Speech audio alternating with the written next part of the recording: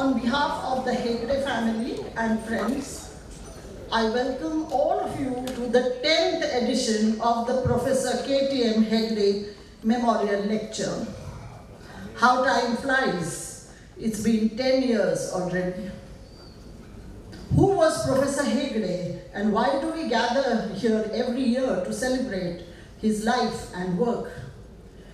Professor Hegde dedicated 40 plus years of his academic life to the study of archaeology and ancient history in the Indian subcontinent. Armed with a master's from the University of Cambridge, he earned his PhD from the Department of Archaeology and Ancient History, MSU, Baroda. Multiple fellowships for teaching and for postdoctoral research followed, which took him to prestigious institutions such as the St. John's College at the University of Cambridge and Wolfson College at the University of Oxford, and later to the Harvard University. He published over 70 research papers in peer-reviewed journals and authored and co-authored several books on ancient metals, prominent among them being An Introduction to Ancient Indian Metallurgy and another book, Early Indian Metallurgy.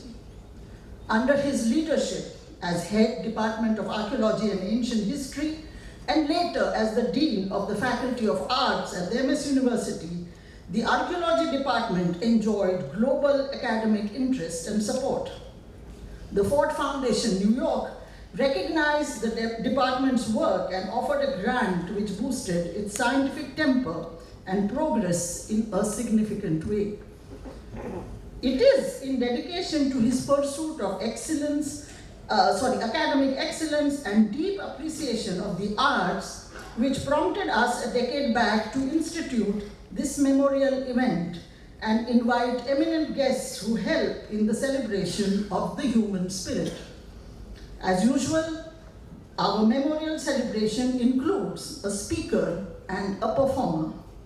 This year, the two eminent guests who have graciously accepted our invitation are Padma Shri Urvashi Butalia, the renowned publisher and author who will speak.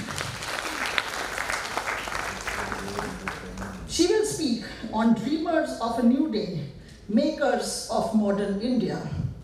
God knows, the more we know about these dreamers, the quicker we might haul ourselves out of the nightmare we are living.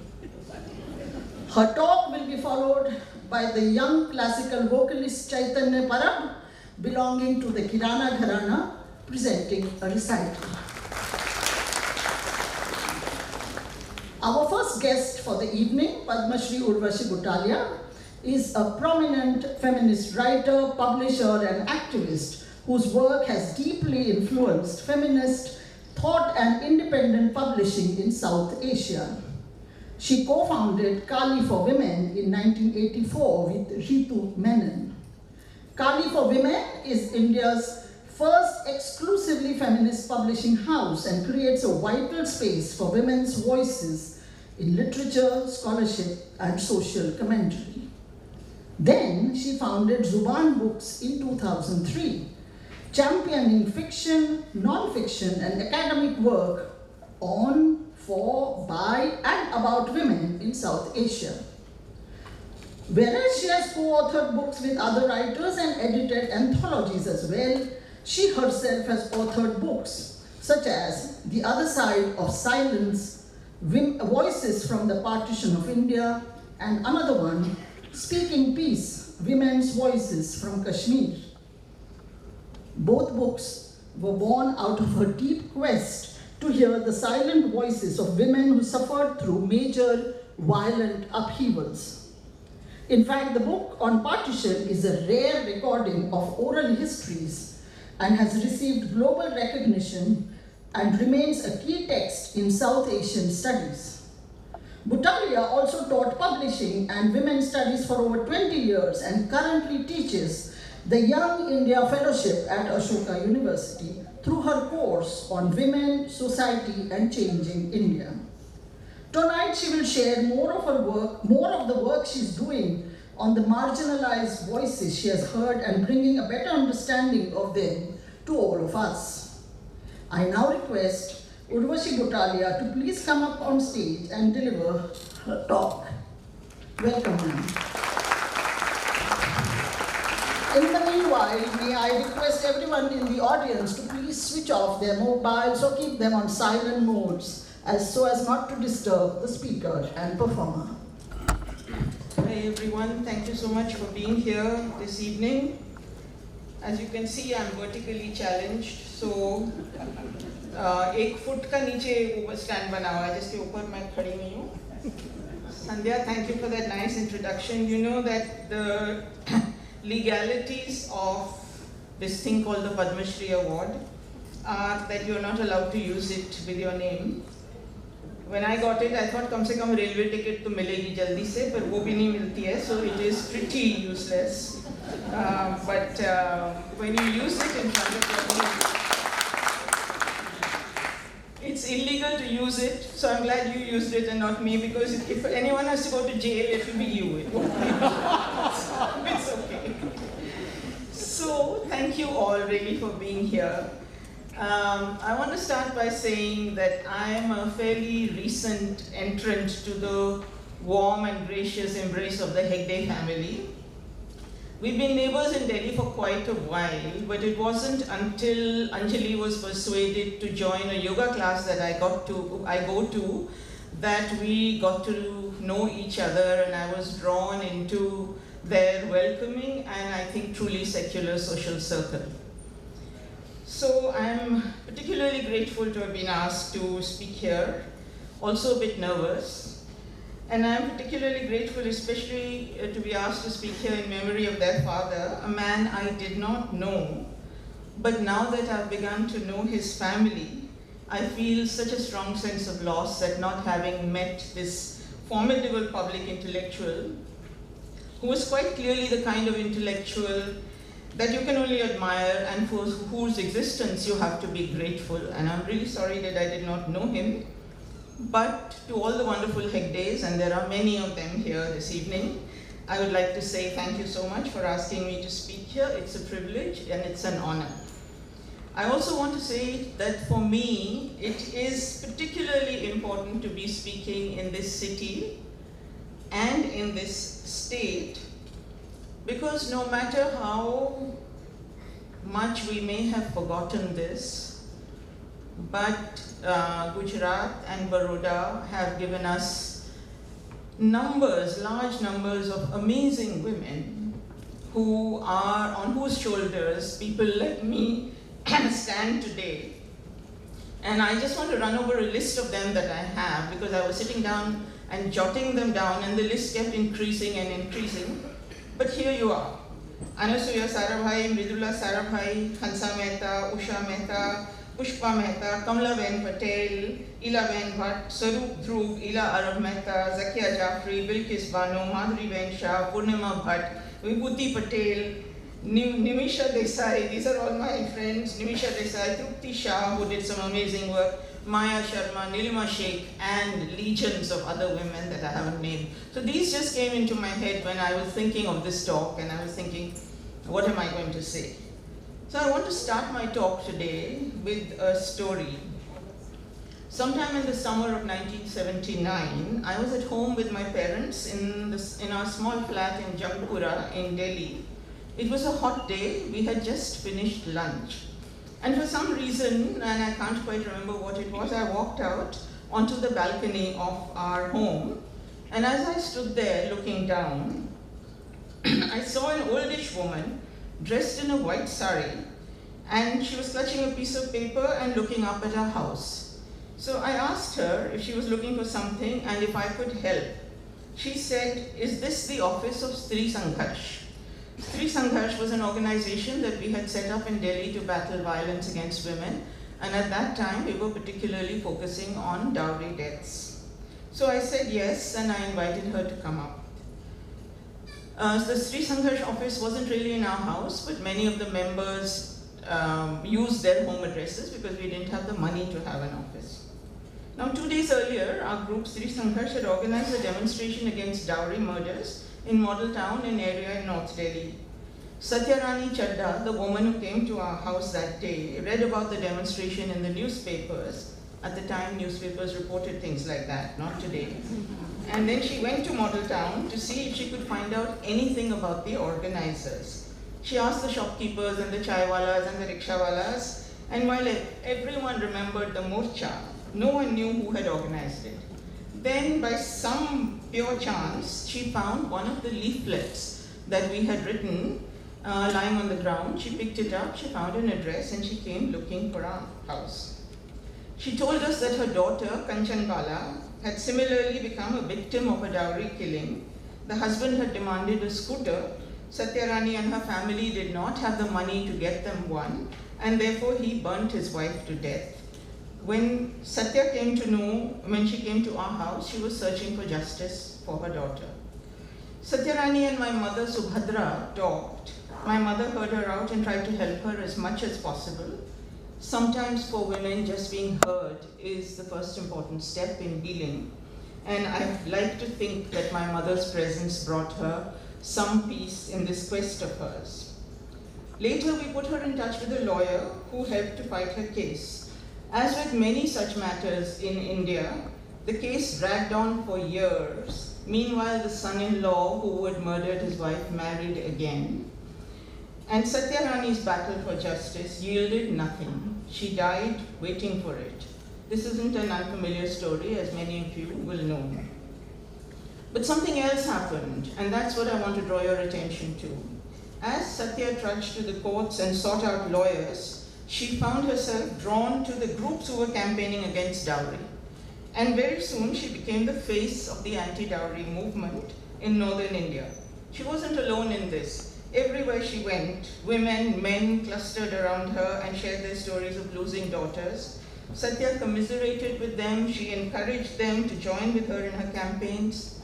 Among the many people who approached Satya was another woman. Her name was Shahjahan Apa. Shahjahan Apa brought the tragic story of her daughter's death, who was called Noor, at the hands of her husband, to us, and soon these two women became the face of the anti-dowry campaign. Neither woman received justice in her personal quest. Both of them are now dead. But while the personal fight was lost to them, there was a bigger battle in which they engaged. This led them onto the streets and courts where they protested, they shared stories and strategies, and they turned into leaders. Together, the two of them set up what came to be the first shelter for battered women in Delhi, a place called Shakti Shalini, that stands to this day and that has recently provided shelter to somebody who was being pursued by her parents and goons of the side of politics that we will not mention, but we all know what I'm talking about. And it was a shelter that provided safety and a space to this young woman. Satya and Apa were not alone in this. The social and political landscape of India is rich with stories of women who struggle to change the conditions of their lives and to change society, but sadly we pay very little attention to them, choosing instead to focus on the Biti and the Bahu. Let me mention just a few of these women to you. In 1988, and some of you may know this story, a senior level bureaucrat in Chandigarh, a woman called Rupandiol Bajaj, was at an official dinner when a high-ranking police officer by the name of KPS Gill, who all of you will recognize as the one-time hero of India, who was credited with having removed militancy in the Punjab. KPS Gill signaled to her rudely and asked her to stand up and come to him. He said, "Mrs. Gill, get up, come here, come here." And this is in an official dinner, and she is Secretary Finance, so she's not just anybody. She told him not to speak to her so rudely, and she made to walk past him when he slapped her on the bottom. She filed a case against the officer and fought for 17 long years to win it.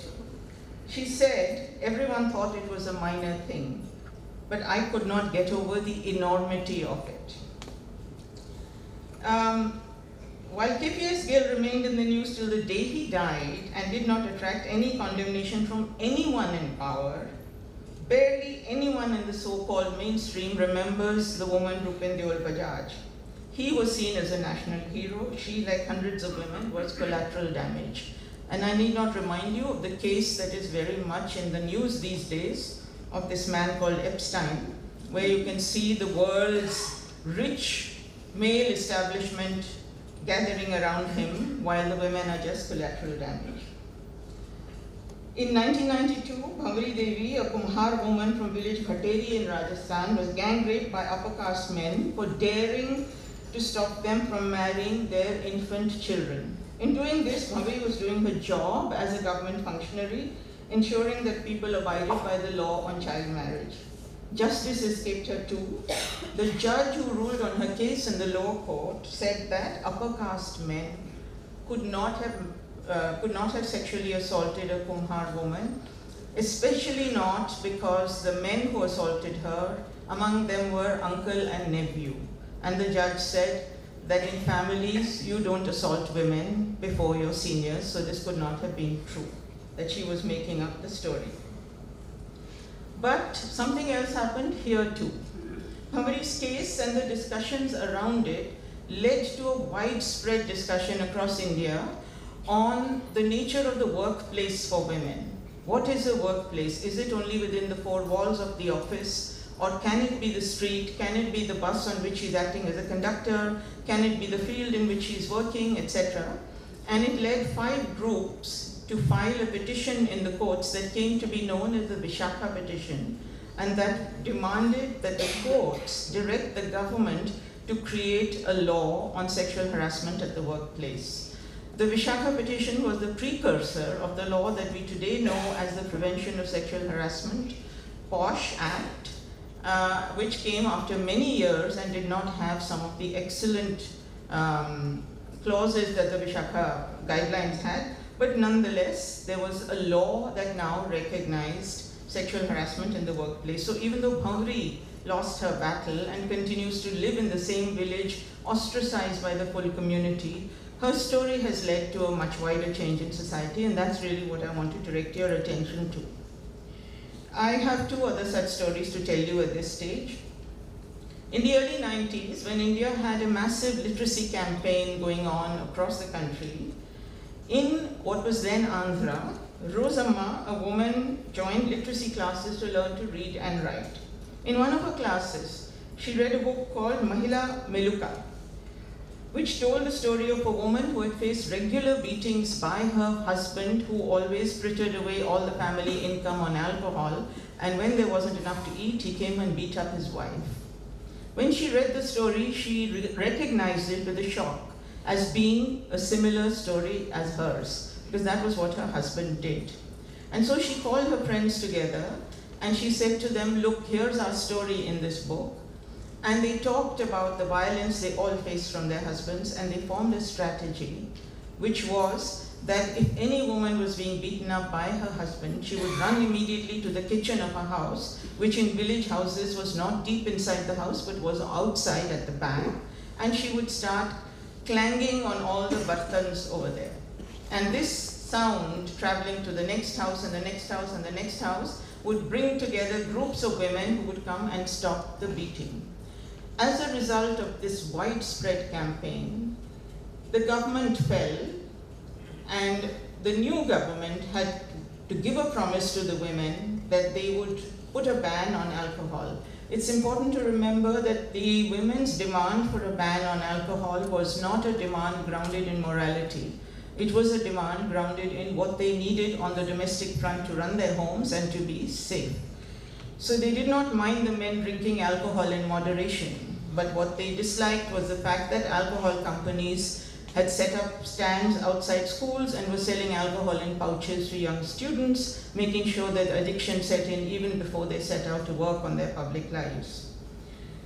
The success of these women did not last very long, because N.T. Rama Rao, who came in on the promise of banning alcohol and who did ban it for a while, found that the revenue was too much to give up and reintroduced it. But in the interim, violence went down considerably, the women's savings went up, And that condition has not changed drastically today. So I want to point this out because I don't want to try and imagine or try and say that change happens amazingly with the efforts of just one group, but something happened there which I think we have to note. And the last story, in 1998, a woman called Sharifa Khanum participated in a women's conference in Patna, a women's movement conference. Sharifa was at that time in Delhi, and because she was in Delhi, she had Hindi, although she's a Tamil, and she went to Patna to translate for Tamil women from Hindi to Tamil because the conference was happening in Hindi. There, she heard women speaking out about domestic violence, and at first she was shocked that such stories could come out into the public because they were so private. But then she realized how empowering it was for women to be able to share this most private of things. And she began to think. And when she went back to Tamil Nadu, she talked to many women and she discovered that for most village women, the recourse to justice or to any kind of help was almost impossible because the committees that were set up at the village level to deal with local governance were Jamaats which were headed by men. And many of the senior men in the Jamaat happened to be the fathers-in-law of the women who were facing domestic violence at home, so they could not go to them and complain. Sharifa spoke to the clergy and discovered that there is nothing in the Quran that says that women cannot head a Jamaat. The Jamaat is supposed to be headed only by wise people, and she considered herself and other women full of wisdom, and she started a women's Jamaat in Tamil Nadu, which began with 12 members and which has today grown to 25,000 plus members, and which is seen as one of the amazing places that delivers justice to women. It was one time, the Jamaat has faced opposition all the time, and I just want to tell you of one moment when they were fighting an anti-dowry battle and the men stood against them. And what did they do? They pulled out quotations from the Quran and the Hadith that held the practice of dowry to be haram, and they printed these posters and pasted them all over the city, and the men had to back off. Now, I completely forgot that I had asked Minnie to cue up some pictures that I wanted to show you, and I was going to show them to you as I was telling you these stories. And in my enthusiasm, I've gone through the stories and forgotten about the pictures. So Minnie, oh, you were showing them. Okay, great, yeah. Well, here's, I'm so sorry. I didn't look back, I should have looked back. Okay, so these are only a handful of stories from the many that exist. And for me as a feminist, and often people say to me, you don't look like a feminist. And I tell them that today I left my horns at home. But normally I have them and they kind of understand. So for me as a feminist and as someone who sees these multiple examples of women's resilience and courage, their commitment to justice, and their fierce determination to change the conditions of their lives, there is a question that comes back to me and haunts me all the time. At one level, I find these stories deeply inspirational. And I think they show to me, as someone who is involved in the women's movement, that change is possible, whether it's small or large, but it is, even if it's really small, it's not insignificant.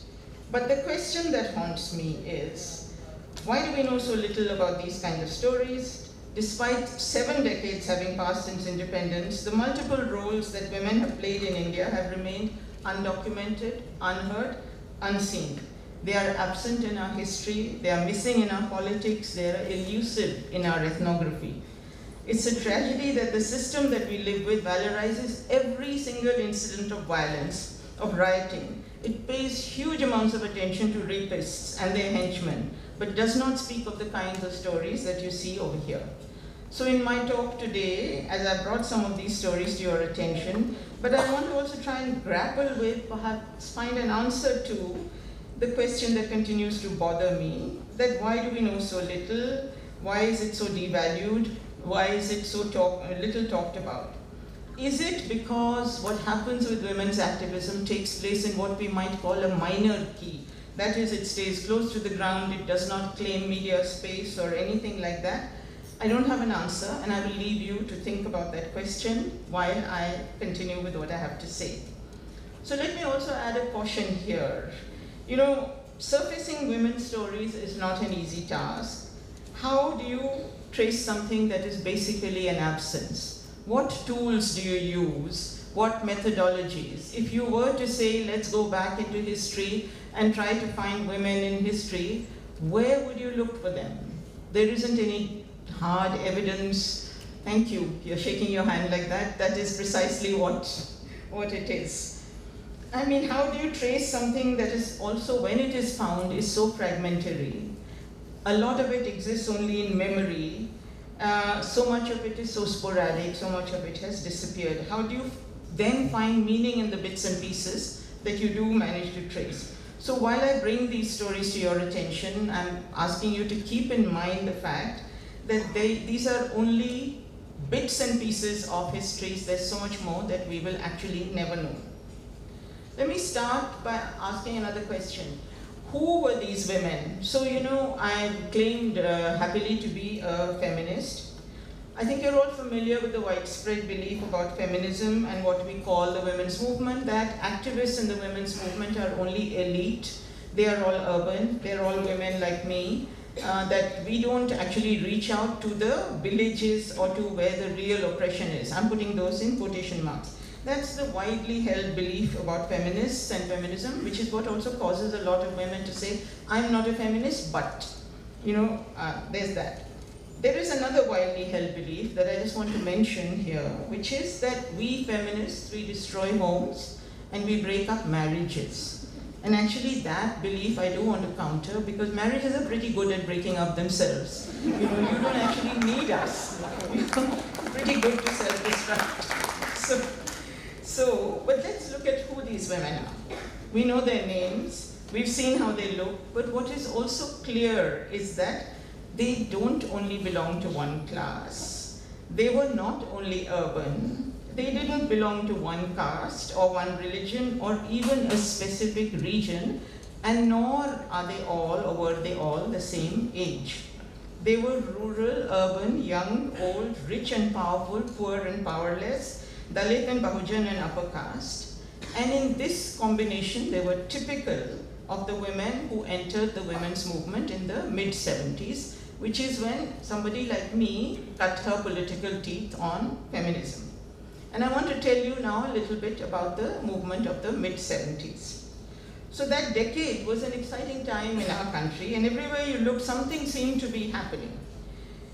First, nearly a quarter century had passed since independence, and it was becoming clear, especially to women and those on the margins of society, such as minorities and people facing caste discrimination, that many of the promises of independence had not been fulfilled. Equality remained an empty concept, inheritance rights eluded women, wages were discriminatory, literacy rates were abysmally low, caste violence and discrimination remained a major issue.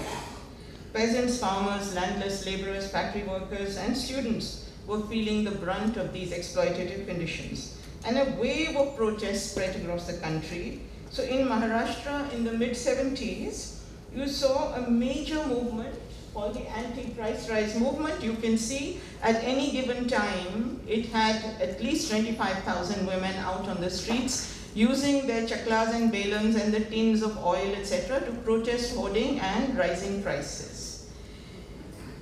In neighboring Gujarat, your own state, a student movement originating in protests about a rise in the price of food in hostels in Ahmedabad exploded and led to a large movement called the Sampurna Kranti or Total Revolution movement, or the Navnirman movement. And I know that in this movement, so Minnie, we don't need this one just now. Yes, yeah, this one. Because I don't have pictures of the others, then I'll tell you when I need that one, okay? Yeah. So in Gujarat, the Navnirman movement, which was basically a movement in which a lot of people who are today in the ABVP and the RSS cut their political teeth, and I am not making any value judgments about the rights and wrongs, but what I am drawing your attention to is that thousands and thousands of students were out on the streets fighting for something that led to the downfall of the government and changed a lot of things on the ground. Impressed by this movement, when he was visiting Gujarat, Jayaprakash Narayan went back to Bihar to create a movement along with students under the banner of the Chhatra Yuva Sangharsh Vahini, where men and women students came together to fight for the recovery of land from large landowners, in particular religious mutts. And the movement that came to be known as the Bodh Gaya movement was one that swept across Bihar and involved a lot of people. And then you, of course, had the Naxalite movement, and then you had up in the north in Garhwal, you had the Chipko movement, which is a movement of women. Vineet, you have the picture of Chipko there? No. Okay, we missed it, then just leave it. We'll come back to these fellows later. So not all of these were women's movements, but women participated in all of them. In some cases, it was the charismatic leaders who drew young women out of their homes. A woman activist, a friend of mine, told me, I lived with my family in Patna. We were a typical Baniya family, and I, as the daughter, was not allowed to step out of the house. I would often sit at the window of our home and resentfully watch women out on the street because I did not have their freedom. But I had access to the newspaper, and I read about so much that was happening, and I yearned to be part of it. Then one day I read in the newspaper that JP was holding a big meeting in the Maidan in Patna. I managed to find one Anna in the pocket of a jacket hanging in our house. I think she said 1 Anna, but I think she meant paise, because at that time Annas were out and paisa were in. But I kept her words hanging in our house, and with that in my hand, I set off to participate in the meeting. I joined JP's campaign and have never looked back.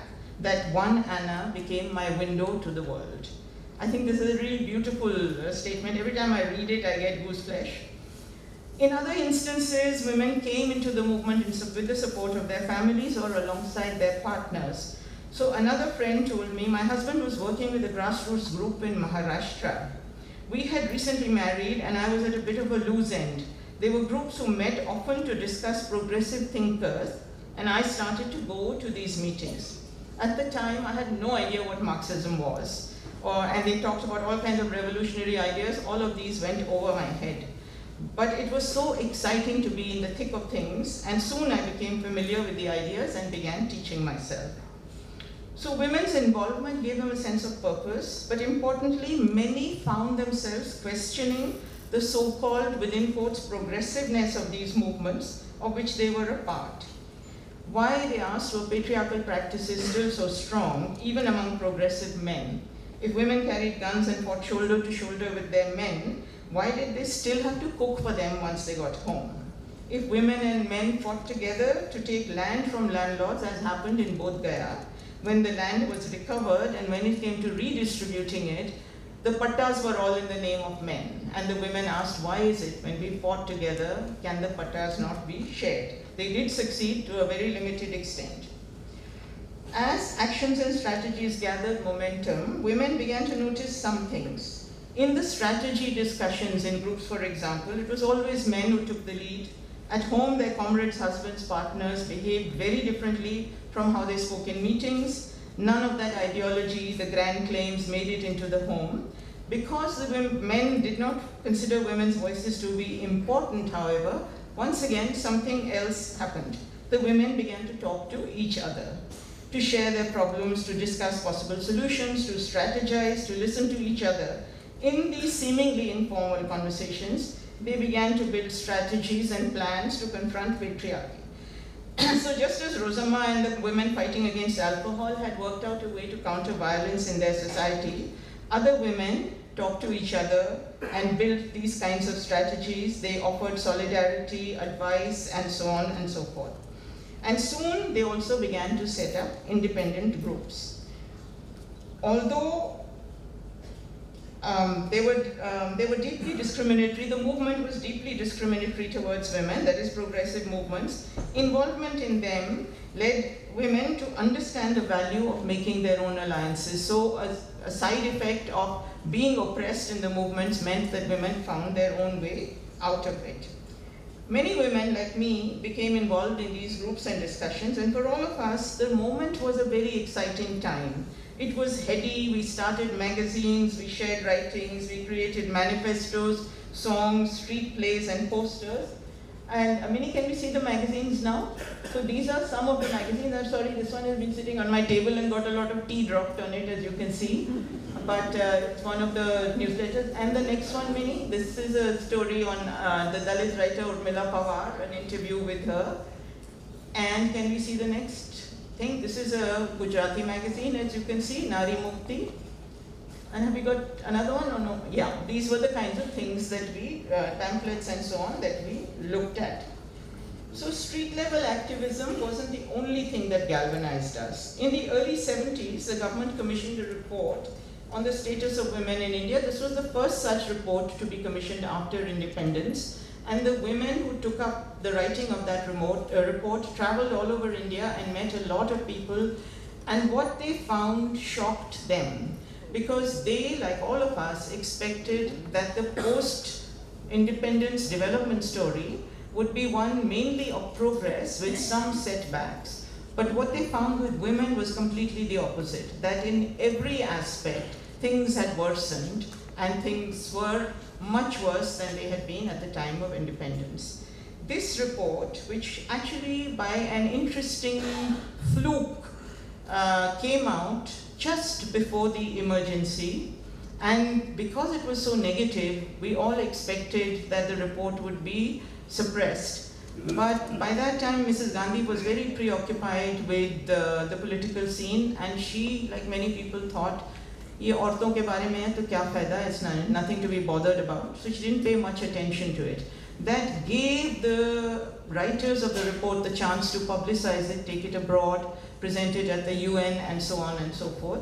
And it became, for many of us who were involved in the women's movement, the Bible to guide many of our actions. We took that report as a starting point for what we did. So it became the basis of much activism in our field. But it also served another very, very important function. And Minnie, can we see the cover of the report? I think it will be after this one.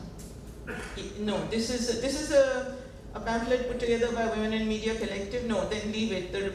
Don't show anything else. It's okay. Thanks a lot. Yeah. So this became the basis of much of our activism. And it also pointed to us another thing, which was the importance of knowledge in the women's movement. And let me explain this, that as young feminists, and we were all in our 20s then, filled with enthusiasm, we would jump into action, and any form of discrimination we saw led us to take to the streets to protest. But we never thought much about anything, and we didn't know anything about anything. For example, while we were fighting dowry, we had no idea why dowry had assumed the kind of form that it had. Where was it most prevalent? Was it only Hindu? Was it only middle class? Was it only urban? We had zero idea.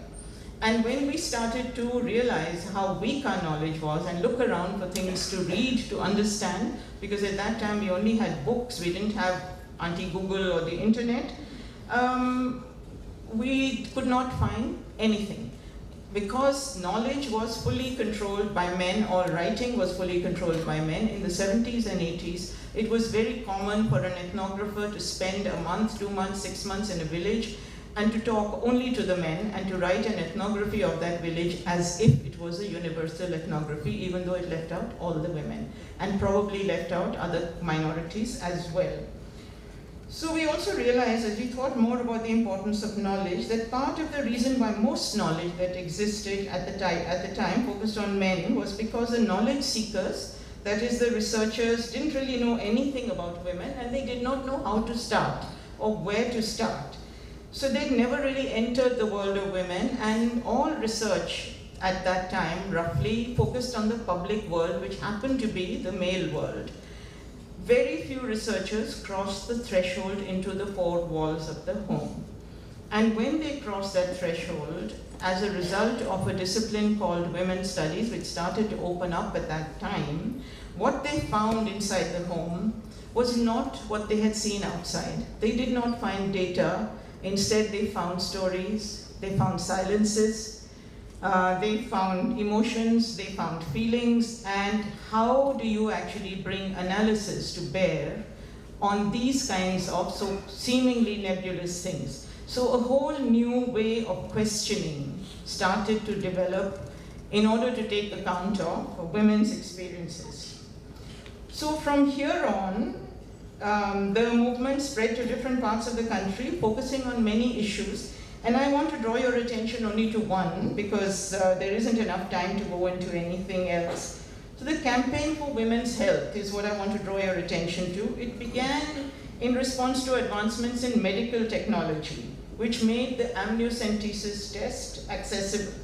People began to use it to find out the sex of the unborn fetus and to kill off female fetuses, thereby seriously skewing an already skewed sex ratio.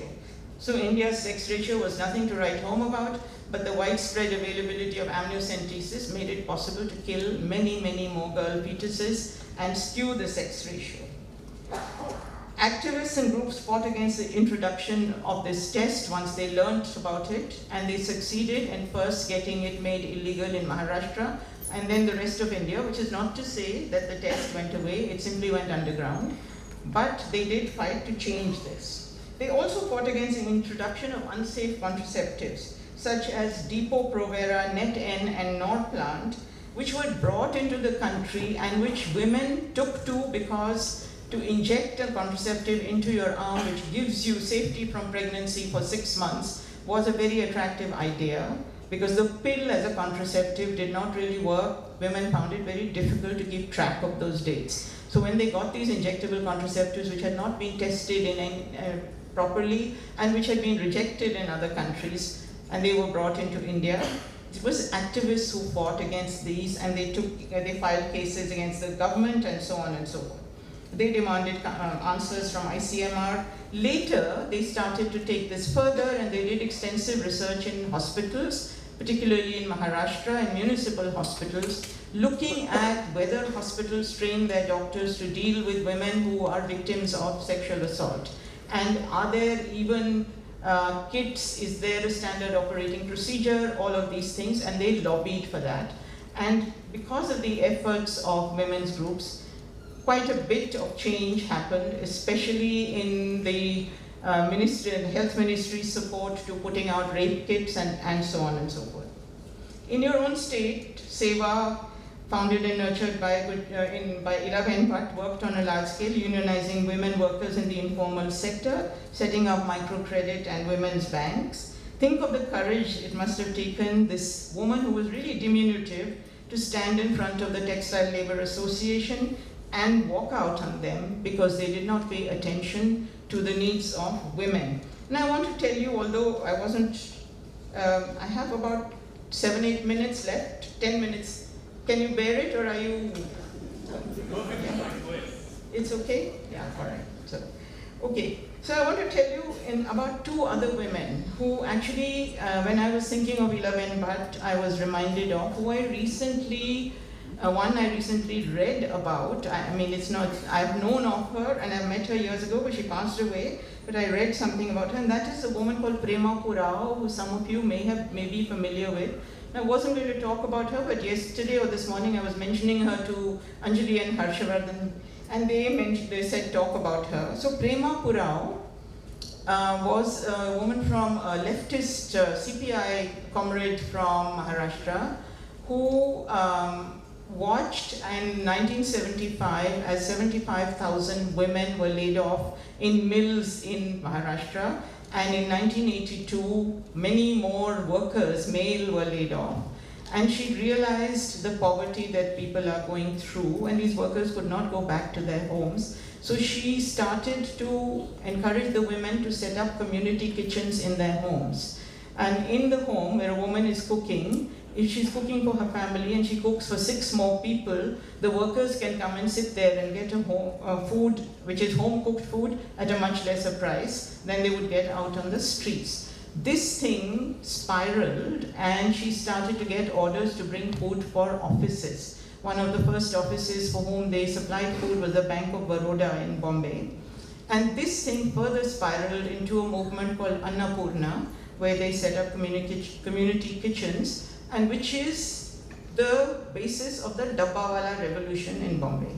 So it is a woman's idea that led to the Dabbawala system in Bombay, which is one of the big things. And now Prema Purao's daughter, I think, is running this. The other story that I want to tell you, simply because I absolutely love it, and I do not have a picture of it, is one I came upon by chance, and it just shows you what women have done and how little is known about them. It's about a woman called Libby Lobo Sardesai. Libby Lobo Sardesai is somebody I met in Goa when I was there a few months ago. She is 102 years old, and she was active in the Goa liberation movement. She's a woman who is sharp as a tack. She looks beautiful. She doesn't have a single wrinkle on her face. She lives alone, and she looks after her house. And what she did during the Goa liberation movement was to set up a secret private radio station on the border of Goa and Maharashtra, first in a truck, and then in a palace of some nobility whose name I don't remember. And she called it, after Usha Mehta's radio station set up for the Congress Party in 1942, she called it the Voice of Freedom. So here are these two women who both set up secret radio stations, connected through the name they gave it, the Voice of Freedom. And I mean, should we not know about Libby Lobo Sardesai as a hero of Goa liberation movement? But we don't. When Goa was liberated, she was asked by the army if she would be willing to fly in a plane, low-flying plane over Goa and distribute pamphlets, which throw them down to say Goa is free, and she said yes. And the army major said to her, what if the plane crashes? And she said, well, at least it will crash on free land. So that is why I wanted to tell you about her. Our own work in the feminist publishing house in which I work was also part of this broad change. We started to build a knowledge base on which the activism of the movement could rest. We began to document and record the work women have done to change the way they were viewed in history and to bring gender into the classroom. Okay, I want to now just pause and ask a question. Can what I'm describing be called a women's movement, or was it just a series of dispersed actions? Did we succeed in making any change? It's hard to say. In a country as complex as ours, change is difficult to measure and map, and I don't want to make any tall claims. But these are questions that are often asked, and I think we need to take them on board. When we see the continuing dismal picture of women in India, people are inclined to say that the kinds of things I'm describing here are insignificant and mere blips on a very dark horizon. But then we see a woman president and women officers speaking on behalf of the country on issues of terrorism, and we're inclined to say, oh, everything has changed, look, women are out there talking. The truth probably lies somewhere in between these two, but I also want to suggest that if we really want to understand the centrality of women in our society, the questions we should be asking need to be different, and we should be open to these different questions. And let me explain what I mean here. Until 1991, the census of India, the question that was asked on the issue of work was a question that census enumerators always put to the man of the house. They would go into a house and they would say to the man, what do you do? And the man would say, I am a farmer, I work in a factory, etc., etc. And then they would say to him, and what does your wife do? And he would say, nothing. And that's what the census would record. So feminists, those terrible women, fought with the state and said, you cannot ask this kind of question, and you cannot ask the man about the woman. So first of all, train female enumerators. Secondly, train them to ask the question of the woman, go in at a time when the woman is free. And thirdly, do not ask the woman the same question. If you say to her, what do you do? She will very likely say nothing, because she also devalues her work as her husband does. So instead, say to her, describe your day from morning to night. And then she will say to you, I wake up at 4 o'clock, and I clean the whole house, and I go out and feed the animals, and then I make the chai, and then I wake up everyone, and then I feed them, and then I send the children to school, and then I make the lunch, and then I take the lunch to the fields, and I work with my husband in the fields, and then I come back and I bring the children, and so on, and so on, and so on. And my day ends at 10 o'clock, and then I provide sexual services to my husband. That is how you will get a picture. So I just want to say that it is really important to ask different questions, because the silence of knowledge about women is there because women do not speak out. But the flip side of it is that the more you hear only from men, and we know very well from our country at this time, that the more you repeat a falsehood or an incomplete thing, the more it acquires the status of truth. So let's look at that not only in terms of politics, but also in terms of gender. Okay, I am going to now bring what I have, I want to say to an end.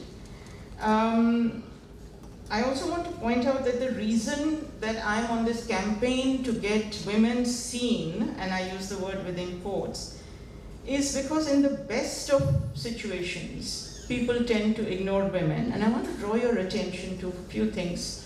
One is that in recent years, there have been a large number of very important books written about India post-1947. I will not mention the authors of these books. I think you would all be familiar with them.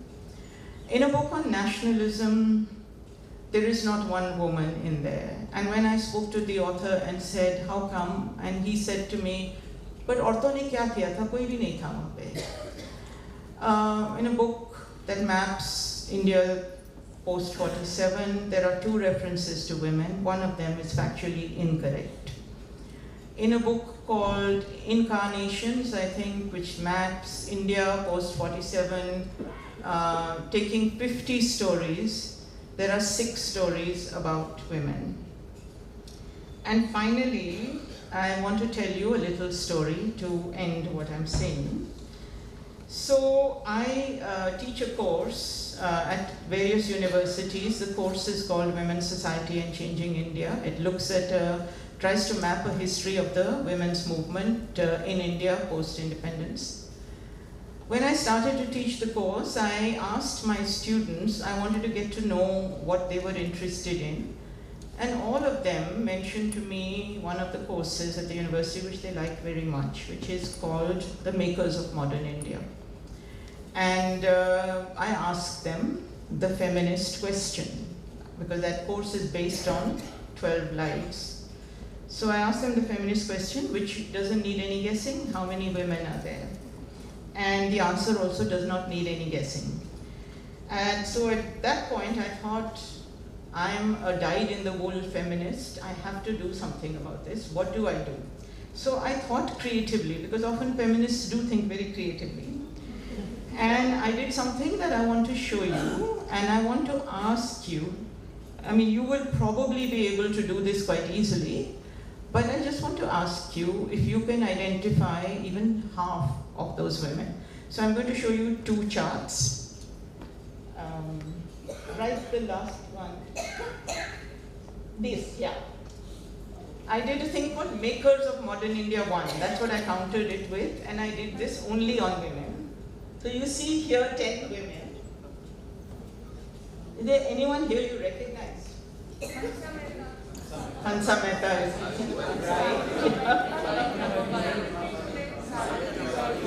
Who? Which one is Savitribai Phule? No, it's not 4. Number 2. Number 2 is Savitribai Phule. Number 2. Annie Besant, number 3. Who? Number 3 is Annie Besant. That's easy, yes. Huh. Number 5 is Pandita Ramabai. Yeah, very good. Bikaiji Okay. There's a second page. I'm going to go to the second page. Okay? Yeah.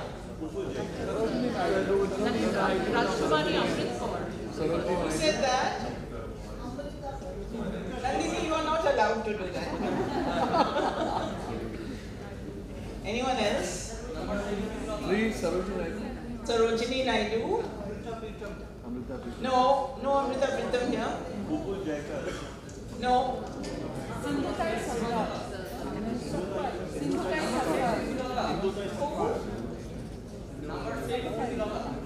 Number 6 is? Yes. Are you from Bengal? Yes, ma'am. And number 9, Number 9 is? Yes. Excellent. So, the reason I'll show you all their names. Winnie, can you have the next slide? Yeah. The last 2. These are all their names. Okay. And I will show you my next slide as well. These are the 15 women who were involved in the making of the Constitution, whose stories also are seldom known, but they are now coming to be known. So the reason I showed you that chart was because if you look at the women there, Minnie, can we go back to the first, yeah, any of these, yeah. If you look at the women here, what are they, what did these women do in the making of modern India? The first woman is Begum Hazrat Mahal. You will know that she defended Awadh against the British. Savitribai Phule, as you know, one of the first educationists. Annie Besant, I'm not going to go into any details about her. Number 4 is a woman called Tarabai Shinde, who taught at Savitribai's school. And who is known because she wrote an amazing pamphlet in Marathi called Sri Purush Tulana, which was a searing kind of critique of patriarchy, written in the middle of the 19th century. Number 6 is somebody everybody should know. It's a woman called Bhikaji Kama. If you don't know her, Bhikaji Kama was a Parsi woman from Bombay, and she did many things, but one of the things she's credited with is creating the first flag of Indian independence. Number 7 is Binodini Dasi, the gentleman from Bengal. You didn't know her. Number 8 is a woman called Muthu Lakshmi Reddy, who set up the Adyar Cancer Research Center and was the first woman legislator in India. But the reason I have her there is because women set up institutions. They set up amazing institutions. Number 9 is a woman called Rani Gadinilu, who is a Naga woman, who the Indian government likes to claim fought for them against the British, and the Nagas claim otherwise. So there is also contested claims on that. Number 10 is Hansa Mehta, of course. And can we see the next chart? Yeah. So number 1 over here, Rajkumari Amrit Kaur. Who identified her? Yeah, Nandini did, and I said she couldn't. So Rajkumari Amrit Kaur was the architect, not architect meaning she was Minister of Health in India for the first 10 years. It was also, she was the person whose brainchild it was to set up the most important medical institution in India, which you will know as the All India Medical Institute. Because it was her idea that there should be a medical institute which stops the brain drain and which should also be something where people can be trained and where it can also work as a hospital. Number 2 is a woman called Matangini Hazra, who stood against who led a movement for Gandhi and then was killed. Sarojini Naidu. I'm sorry, number 4 is Muthu Lakshmi. The other woman on the earlier card was Ratmabai. Number 5 is one woman I want to just mention. It is a woman called Kamala Devi Chattopadhyay. I think some of you thought it was Popul Jekar.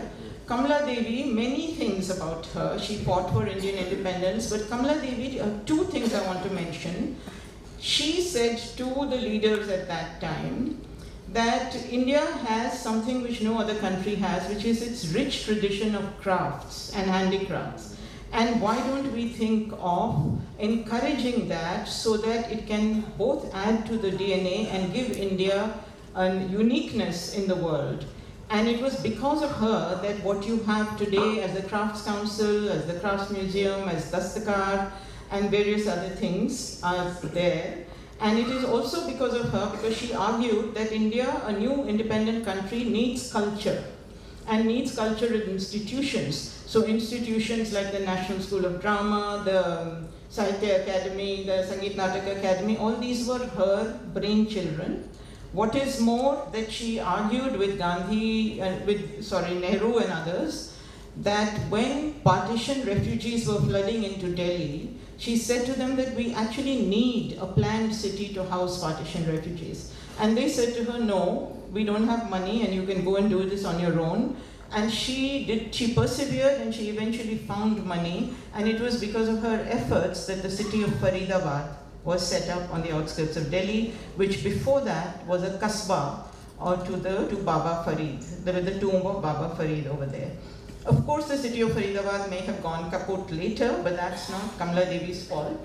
And Begum Ruqayya, number 10, is the woman who set up the first schools for Muslim women in India, first in Bengal, and then in Maharashtra. She went from house to house persuading families to give their daughters come and study. And the last woman over there is Dakshayani Vilayuddin, who made her home and her daughter made, she was the only Dalit woman among the 15 women who were in the making of the constitution. She differed with Ambedkar on issues of separate electorates and general electorates, but most of the time they worked together.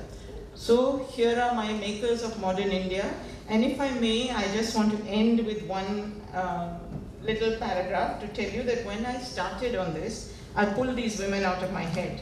Some of them I knew about, others I knew just their names, but it was when I looked into their histories that I realized just how much they had done in the making of modern India. Many had created institutions. They felt the new nation needed cultural institutions, medical institutions, educational institutions. Some were urban planners. Some spoke of India's amazing cultural heritage, etc., etc. And the men alongside whom they fought, they asked them questions about how free the country would be if it did not pay attention to the women. One of them, and it's on this note that I want to end, belonged to this town and the state in which we are meeting today. She was Vice Chancellor of your university for a decade. She was one of the 15 women who participated in the making of the Constitution. She was the woman who stood at Nehru's side when they brought down the British flag on 15 August 1947, and she handed him the Indian flag, which he would replace with that of the colonizers with. She was a woman who in 1945 created a Women's Charter of Rights, and she was the woman who transformed the language of the Universal Charter of Human Rights, Universal Declaration of Human Rights, which in 1947 was being put together in the United States by Eleanor Roosevelt, who had put the first line of that declaration as all men are born free and equal. And it was Hansa Mehta, accompanied by her compatriot Lakshmi Menon, who said to Eleanor Roosevelt, you can't do this, you have to change it to all human beings were born free and equal. So in tribute to Hansa Mehta, I'd like to end on that note. Thank you for your patience in this.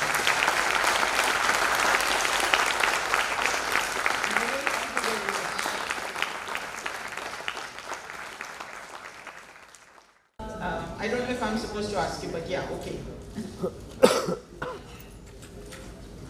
I'm just wondering, are the writers, artists, and doctors conspicuously missing from that? Sorry, I can't say that again. I'm just wondering, are artists, writers, and doctors missing from this, particularly from the makers of modern India? Yeah. In my other charts, they are there. Yes. Okay. Yes. There are some writers here too, but yes. You know, this thing goes on endlessly. Once you start developing it, there is just so much. There's so much. We are doing some books in my publishing house, which are a 100-year history of the women's movement, and we have created these sheets for each decade. And we are filling them up with what we are finding out about what women did. And the way those sheets are getting populated, it's a revelation in itself. So, yes. Ma'am, very simple language. After 75 of independence, why has the judiciary had to intervene in key social matters like instant triple talaq, decriminalization of adultery, and the still subsidized issue of marital trade? In this context, how should we assess the respective roles of the legislature and executive? And additionally, in light of incidents like Hathras, and especially the Bilkis Gano, contentious matter, how do we thoughtfully evaluate the claim of India as a modern nation or a Vishwa Guru? That's a big question. I'm not sure I can answer it, but I would say that, regardless of, the nation will make many claims of being this and that and the other, and those claims are made for all sorts of political reasons. But I think as citizens, regardless of the constraints that we have upon us, we have to fight for what we believe is right. So, in the Bilkis Bano case, for example, the choice is whether to fight the state's rhetoric or whether to work to support the woman. And in feminist circles, I would say that there would be no choice there for us. We would go with the second. And I think that's the answer to the state's rhetoric of, because the states are, they will always say we are modern, and of course India is a modern state, but it's also not a very modern state. Both things coexist, right? So, and the judiciary question हो तो आप judiciary से पूछो क्या कह सकते हैं? You know, यहाँ पे बहुत सारे lawyers हैं, वो maybe they can answer that. Yeah. Please sit, please don't stand up, No, please. it's okay. I just want to draw your attention to the book that is very current and very appropriate for the whole movement. It is Banu Mushtaq's A Day and a Day. Yeah. It is about, and since it is in Kannada, I thought it was most appropriate that it should be mentioned at Professor Hegde's event. And it talks about the poorest and the most oppressed of all, barely fictionalized. But unfortunately, despite it winning awards, despite it being translated in many languages, it is still very unknown. I think a person like you should make it a mission to popularize that book and to make sure that I love that book. Thank you for mentioning it. and its original Kannada is even greater than I can believe it. I can believe it. And Banu herself is an amazing woman and so modest. You're quite right to say. And she has remained so sincere to those stories despite all the fame and everything that has come to it. So thank you. And yes, for sure. And then I must admit today to being ashamed of being a Gujarati, being in Gujarat. Our government has just promulgated the most regressive rules about registering marriages in the guise of the victim of guilty women. It's the last hurrah of the patriarchal establishment, and the government is shamelessly saying it as a measure to protect women. How can it be more disgusting than this? I cannot imagine. Thank you very much. Okay, one last question. Ma'am, do you think there is a single definition of feminist? Why I am asking it? Because generation passing by, women have also evolved. And meaning of feminist is also differing from person to person. So do you think that having to follow a one school of thought can be a good thing? Because sometimes it is dangerous when perspective start changing more often. Yeah. See, whether or not you follow a single school of thought, I think it's a choice that comes from either a personal choice or a political choice or both. I think that there isn't one thing that you can say feminism is. Feminism also evolves over the years. And when you say one school of thought, there is no one school of thought in feminism. But what I would say to you, the reason why I quite emphatically claim feminism as my life and my belief is that for me, here is what feminism is. I have a very simple definition of it. It is an ideology that believes that every human being, no matter what their religion, what their caste, what their gender, what their sexuality, what their location, what their class, every human being has a right to a life of dignity and humanity. Now here I would emphasize right, because it is not like we can sit and say every human being should have dignity, vagera. That's not it. This has to be established as a right, and that you can't just say it and then sit at home and say, I'm a feminist. No, you have to go out and fight for it. And I don't think that anyone will have an objection to that definition of feminism, which is what feminism is about. The uncomfortable part of feminism is that it questions power in your most intimate relationships. And the difficulty there is that it's uncomfortable for us also, because there are people we love who are exercising power against us. What do you do in that space? It's not easy, and that's why you have to be feminist. So, aa jao.